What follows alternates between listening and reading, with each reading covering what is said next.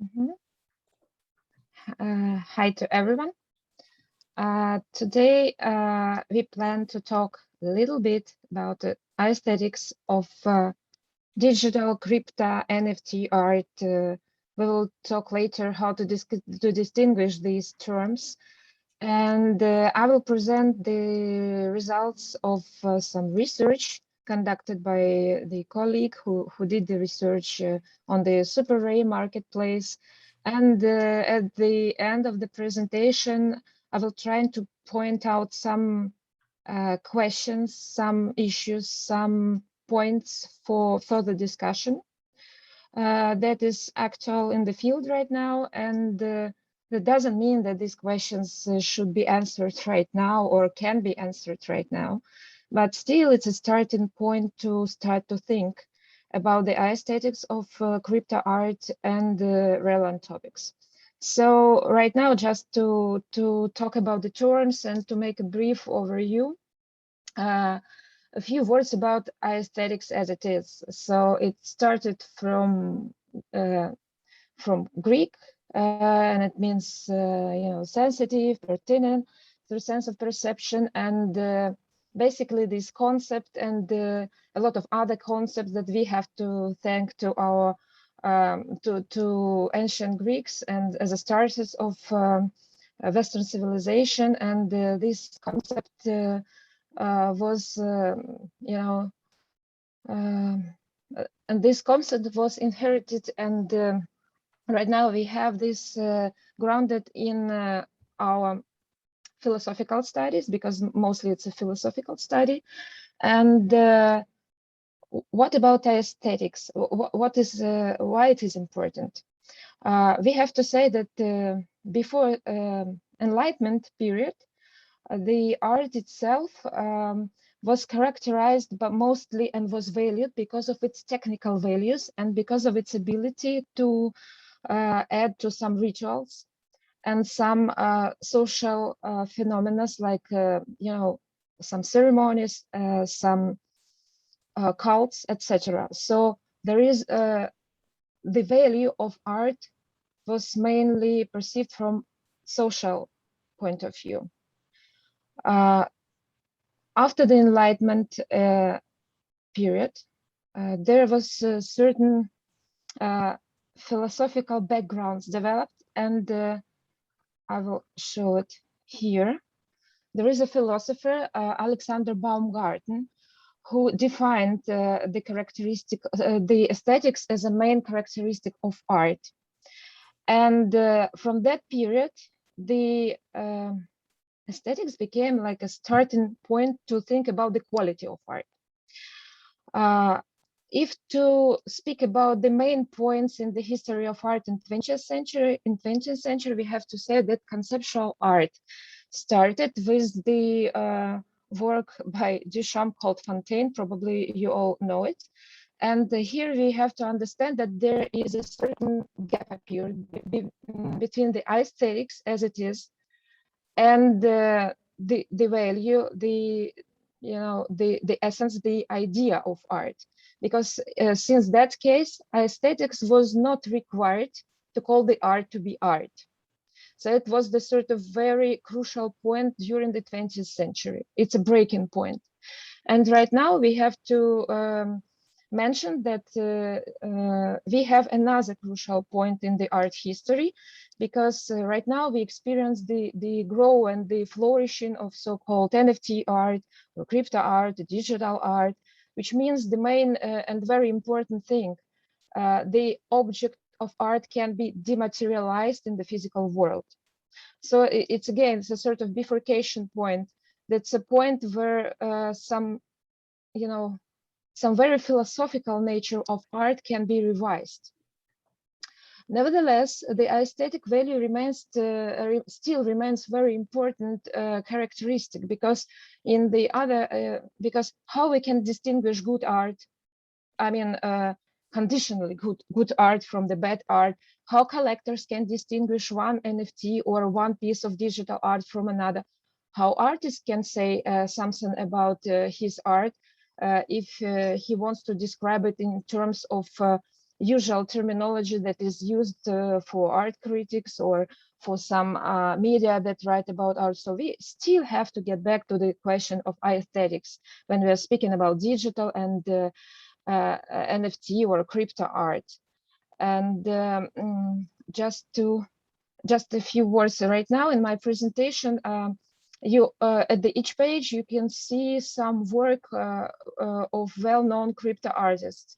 So here it's people. Every day is the first 5,000 days, and probably you know all this work. You all know this work. It was sold on the Christie at the record price at certain point of time, and it represents the collage of the author's every days. That means that every day he did a work, and this is 5,000 days and 5,000 work like assembled in this collage, and it's a magnum opus of this artist. And each next page will contain the image, and I will briefly explain what it is. So we are going further. Why crypto art needs some kind of aesthetics? Because we can say that crypto art is a revolution in art, and it doesn't have to be somehow estimated, valued, or described using the older lexics, using the older terms. It's a revolution. We don't need classical aesthetics valuation. We don't need to talk about the taste in classical sense. As it is in traditional art. It's a revolution, but still there are some questions and some things that should be addressed when we speak about the aesthetics in art and in crypto art in particular. So why should we talk about it? Firstly, because this question is right now mostly ignored in the conversation and the communication, in the some discussions in Twitter, in media. All people who are in this field, in this area, mostly prefer to speak about the prices, trends, volume of sale. Is it a digital asset or no? Is it, how it will be developing, but not about the aesthetics, which is quite good, because right now we have a kind of hype this is related to all class of digital assets and art assets in particular. And this hype makes a kind of background buzz for this phenomena, for crypto art, for NFT art. But if to take aside from it, we still understand that we have a time to generate knowledge, to generate some ideas and concepts about the aesthetics of crypto art. So it's a good thing that these discussions don't mix with this discussion about prices, volume, etc., etc. Still, there is a space for it, and there is a time to establish this discussion about the aesthetics of crypto art. And the other thing that we have to take into account that the discussion of aesthetics of crypto art or digital art leads us to understanding the tools used to create this art. But tools to create this art quite complicated, and not every art critic can can be very familiar with it. For example, in traditional art, we can discuss how the blue color looks at the works of Giotto. Yeah, that's okay. But to understand how the generative art and piece of generative art was created, to be an art critic, you have to understand a lot of things about algorithms, a lot of things about history of digital art, a lot of technical stuff to understand which algorithm was the first, which was the derivative from that. And then you can explain who is the conceptor of this, some of, the technique or of this imagery, who was the secondary, why this art is important, why this art can be, has value. So you have to be familiar with tools that are used to create digital art, and that's not easy for every art critic. And still, why the crypto art needs the discussion about its aesthetics is the question, what makes crypto art or digital art good? What makes it art? What makes it art? And what is not crypto art? What is not digital art? For example, this kind of philosophical questions, but still we can go back to ideas that aesthetics is quite a philosophical category. So that's why it is important to understand not only very specific terms, but always keep in mind the broader perspective.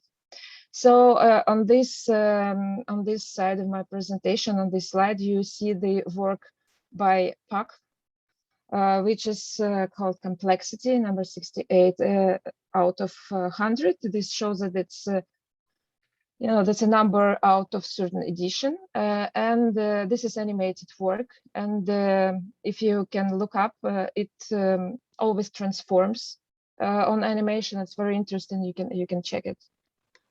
Here, still, we continue to discuss why crypto art or NFT art needs aesthetics. And here you have the picture of CryptoPunks that are pixel-generated art, and they are collectibles. There are 10,000 pictures like this, and they are quite expensive right now at the market. They're sold well, and why they're here? Because, there are collectibles on the market which are represented by certain images. And there is art on the market which are represented by certain images. So where is the border between art and between collectibles? That is very important thing, but this problem is quite well solved in traditional art. But in digital art, we don't have such a such a distinctive border between this and that, because some collectibles quite possess the value of art, but some collectibles are just still collectibles. So that's why we have to talk about aesthetics. That's why we need our critics, or some curators or collectors, and somebody has to explain and set some important points to make other scene, make artists, make general public to understand where is the border between art and collectibles. The other question is, there is a term called crypto art. There is a term called NFT art. But is this the same thing or is it different? For me, it's obviously different, because NFT art is just an art accompanied by NFT token. But it can be digital art, and sometimes it can be even real art. But crypto art, in some specific discussions, because in general discussion, crypto art, NFT art usually used as the same. But in a specific discussions, crypto art is some kind of art that is produced using the blockchain technology. So that's a very intrinsic quality of this art.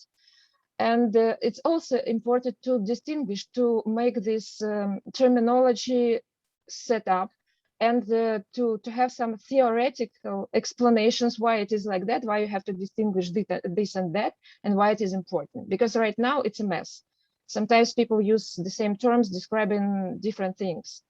So again, in a traditional art, we have fine arts and we have decorative arts, which is quite normal. And there is a lot of,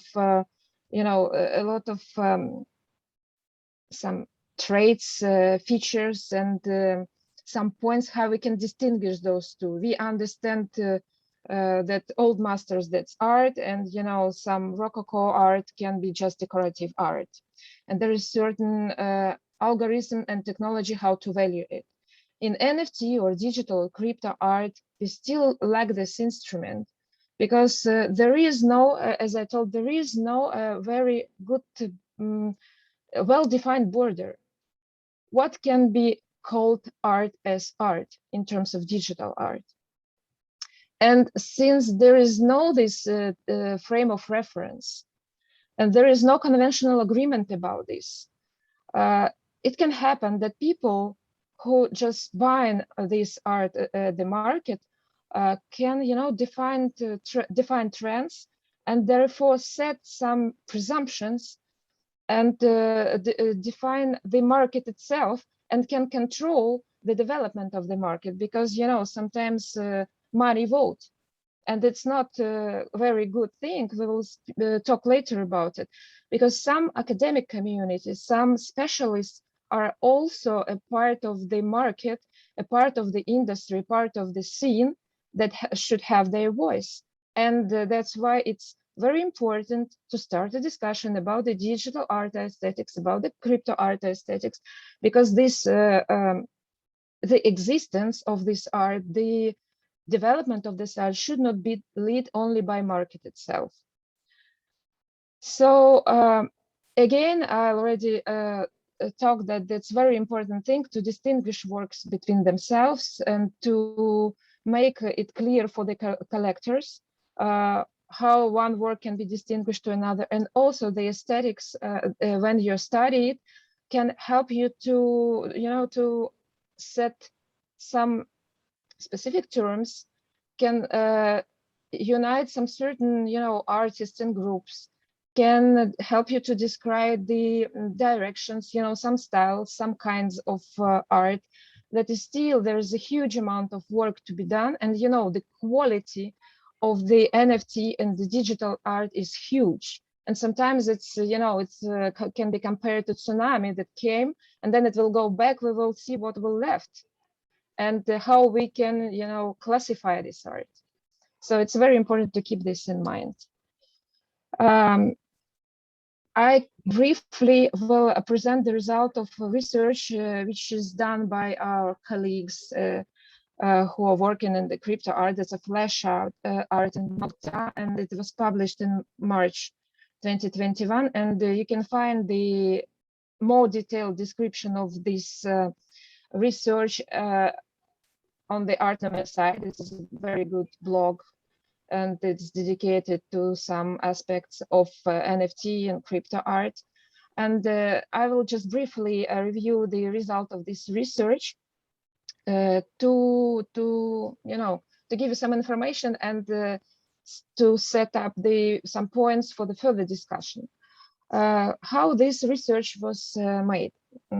First of all, I have to say that this is not the qualitative research, it's mostly quantitative. And still it gives us the idea that the quality, in the good meaning of this word, from different sides, because there is no bad art, good art, like we cannot judge exactly by our taste. But still, the quality of art, this category exists, and it's very difficult to define in terms of digital art, because we have, as I said, a lot of digital art produced during the last couple of years. So this research was quantitative mostly, and it analyzed more than 22,000 artworks on the SuperRare marketplace. And mostly it was conducted around most single editions and curatorial selections, which says us that that's not mass production art. And the researchers used such tool as a tag analysis. It's very interesting because, when you publish your NFT, your art, the artist should describe his work somehow, and he or she choose relevant words to describe what is important about his or her work.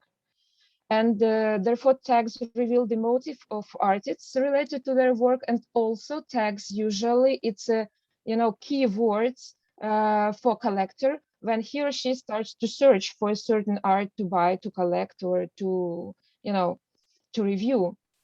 So analysis of tag it was done with with relation to the price of work, and mostly researchers define that there is something like 17,800 with something unique tags. And those unique tags were combined in combinations, and there was like 300,044 50. You see this big huge number of combinations to describe art. Just if to think about it, that means that a big quantity of art, a lot of ways to describe this art, a lot of combinations, and it's quite difficult to be oriented in this, because nobody, if we speak about collectors, not every person is so familiar with the tools to create art, with the concepts, with some kinds, some styles, and there is a huge amount of new information.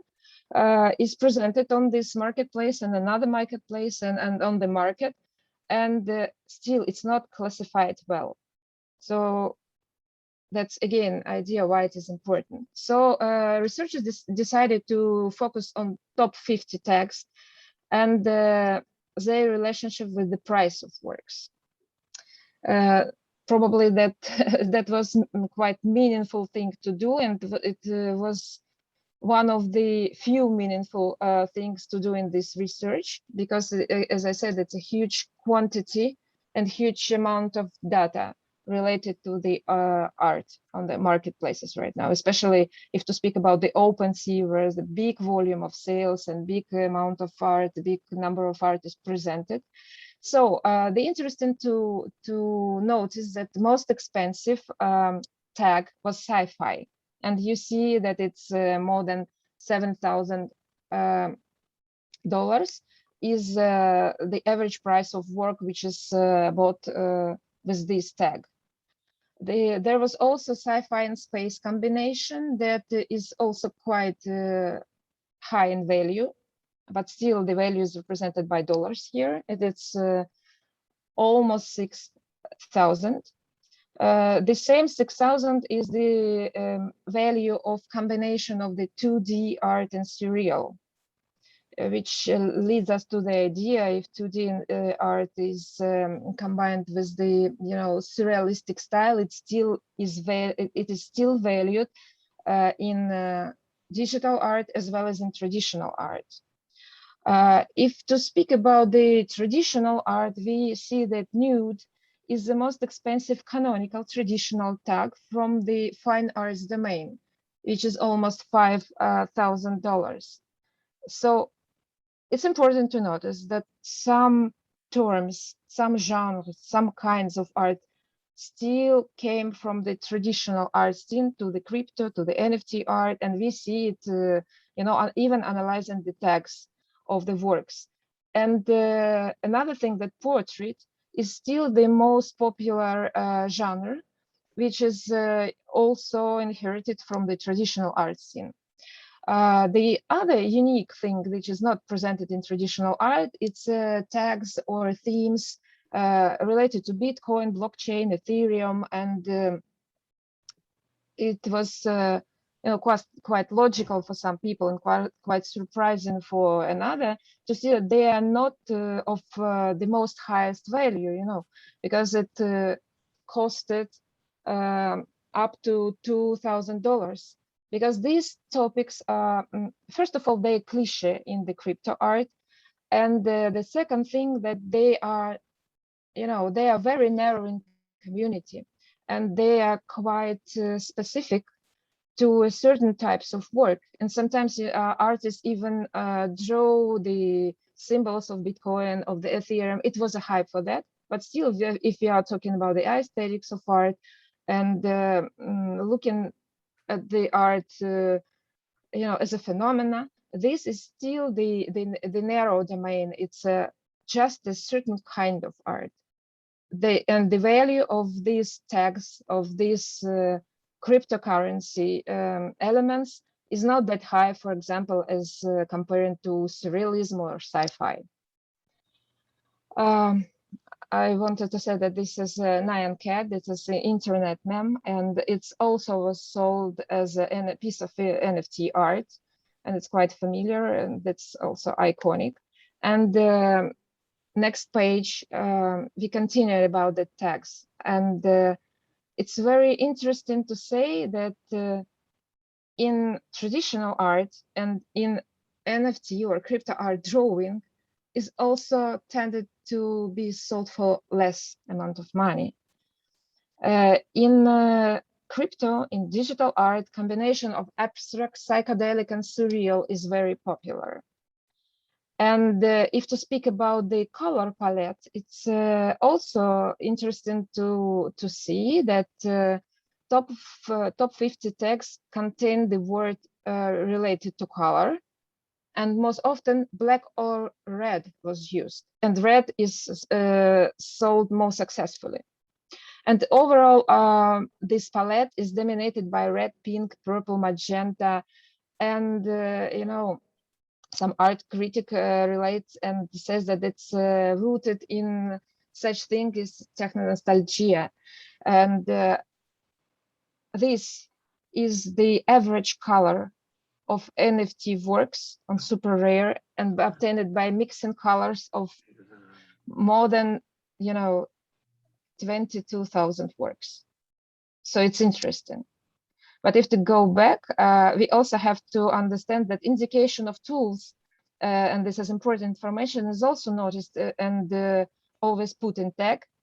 And there are new tags like 2D, 3D, 3D animation, 3D illustration, 3D render. These tags are completely not from the domain of traditional art, and they're mostly, invention of the digital art and crypto NFT art. So here, to finish and, to make some conclusions, some text points to the new mediums that are mostly suitable for crypto art. We already, discussed this. And the analysis of these texts also demonstrate that in some ways, the crypto or digital art, it breaks with tradition and invents the new text. And, that's something that describes only this type of art. And it means that aesthetics of this art, it will be also different from the traditional art. But at the same time, we have to notice that five tags of the top 10 are directly related to the domain of traditional art. And it gives us idea that the crypto or digital art still remains the hybrid type of art between the traditional and between the digital, Robbie Barat, the generated nude portraits, very popular artist and actually one of my favorites. What collectors were searching for? That's also another very important thing to understand about the market, because here we can, here we can make some conclusions about average price and about the description of the work between the tag. And also we can see how the number of views is correlated with price. And actually the research has found that the correlation is quite high. But there is a weak correlation between the number of views and getting into favorites, which is very important thing to discuss.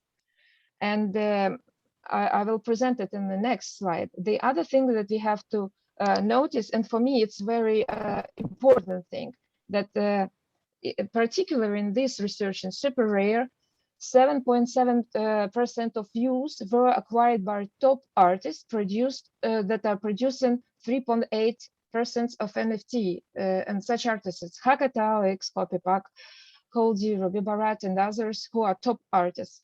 Why it's interesting? Because there is such a thing and such phenomena called superstar effect that very well known and works in traditional domain of art. And it was this in some in some period of art history, it was described by Servin Rosen and Moshe Adler. And there are a lot of discussion about this effect, but still right now the main idea is that people tend to be consumed as others are consuming. And sometimes it's it's like a snowball. Somebody from collectors bought one certain artist, and then another who are not so experienced come to the market and buy it again.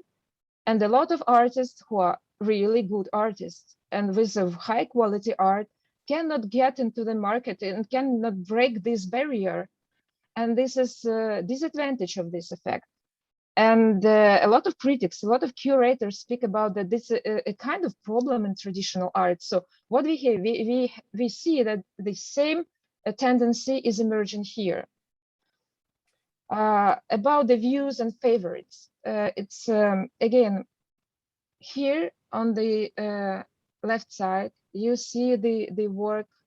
I can show you right now, the Zomax, yeah. And this is sci-fi works. And you see that it was viewed only 1,200 times, and it appeared to be in 109 favorites. But here on the other side, you have another work, which is, kind of allusion to classical work. It's called The Last Token, but this is obviously reinterpretation of the Da Vinci's work, The Last Supper. And you see, it was viewed almost 2,500 times and appeared to be only 55 favorites. So it's interesting phenomena that in crypto art, in digital art, there are some popular genres, popular trends, popular kinds, themes of art. They are very, very specific for this art. And it's, it's like a DNA of this art. The sci-fi is very, comfort in the digital domain. But some interpretations of the classics of the traditional art maybe, but not always. Just important thing to understand for ourselves and to notice this effect. And again, we see that favorites and number of views, they sometimes have not direct correlation. So final thoughts. Why all the things are important? First of all, because it's interesting. And it's very interesting and again, it's very important to understand. Right now, we are at the very historical moment of time when we have this point of division, how art will be developed in next maybe hundreds years for next generation, because the objects of art, as I said, are dematerialized. And we have to understand that the crypto art right now, it's a separate animal, but still is very linked to the traditional art scene. And what was important to notice during the pandemic time, the forms of demonstration of art and the forms of sale of art became the same for the traditional art and for the crypto art. What I mean that was the digital sales. And it smoothed and homogenized the process. There was not certain specificity in selling traditional art and digital art. It's same algorithm, same procedure, and both types of art can be sold like this. So it means that some collectors, especially if they are younger age, they can prefer digital art over the traditional one. And the art market itself right now, is divided between digital and traditional. So traditional art, that's a solid part of market, and it will remain, it will be developed in, his own logic. But digital art starts to emerge and starts to grow.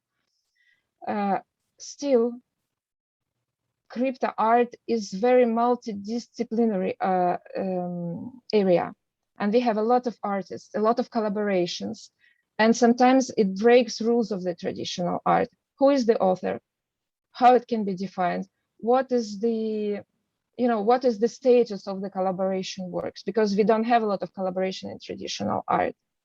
What is also interesting that the digital art is demonstrated the illusion that contemporary art has its own space in the high culture, because digital art and contemporary art sometimes they don't have again such distinct border between themselves. And a lot of people, a lot of collectors right now see that contemporary is not that high kind of art, not the same as old masters, and it's not so elite as it was, as it was presented to us earlier, because digital art and crypto art, it's almost the same scene, it's almost the same, sometimes it's the same sector and the same group of collectors. So there is a discussion, is the NFT or crypto art, is it a instrument, or is it a crypto asset, or is it the art itself that possesses certain aesthetics? Because there is a discussion about it. Also, I have to mention that there is some theoretical things about the digital aesthetics and the aesthetics of digital assets. But right now I want to point that it's very important to understand the difference in NFT art, because there are some artists who just repackage their works in form of NFT, but their works can exist even without blockchain, without NFT. But some art can exist only using blockchain technology. And again, critics and curators have to distinguish these types of arts. The NFT art has its medium specificity, and it's a very important point to discuss, to categorize, to describe. What is also interesting to note is that in traditional art, we have a system of gatekeepers, auction houses, we have galleries, curators, and we have an infrastructure. The crypto art and digital art, it's all about the decentralization, at least it is stated like that. So it means that everyone can use in digital tools, can create art, mint it, try to sell it, be successful, become an artist. But still we have, as I said, huge amount of art produced. And there is certain system, not the gatekeepers, but maybe professional evaluators should exist to distinguish one kind of art from another, one genre from another, quality of art, not just quantity. Because there is such a phenomenon in traditional art that is called zombie formalism. And that's a tendency of abstract painters to create the glossy abstract works, which is very well bought by ultra wealthy investors. That's work, it doesn't have a specific theme, or sometimes it's work like sometimes it looks like an abstract cliche, but very beautiful. And for example, some art critics addressed to Lucian Smith and Damien Hirst works to describe this effect. And sometimes it's even told that this creative value out of nothing, as Sarah Hegenbart said. And the people who care about the ideology of the crypto art and digital art are quite concerned about this tendency to smooth and to become glossy, and in certain kind, to degenerate, because right now the crypto and digital art, it's an explosion. It's a kind of folk art. It's a massive production. It's a collaboration. It's very different. It has own taste, kinds, genres, artists, etc. It flourished actually. But and right now, if the market will rule and will define the direction of development of this art, we can have this zombie formalism effect on the crypto art, on the digital art as well, which will be cultural loss, because we can lose these unique things that happen right now in the crypto art scene. And why it is important to understand that still we need the, some groups of critics, groups of curators, and some specialists who will talk about the aesthetics of art without directly addressing its money value, just because art itself. Because money, addressing to money value, that's exactly the road to the zombie formalism. But right now, among the people who care about the ideology of crypto and digital art, this discussion exists. Do we have to have this kind of gatekeepers in the industry, in the art scene? And why we have to have it? Because it's opposite to decentralization, but still these critics and curators can help artists to be described, defined, to get the information and some ideas, storytelling about some works into the art history, to bring it there and to connect it to the general art history. So that's why still we need this body of specialists to talk and write more about the aesthetics of digital and crypto art. Basically, That's all that I wanted to present as a formal presentation today. And if there are some questions, discussions, disagreements, or whatever, I will be happy to respond. And sorry, I was a little bit nervous.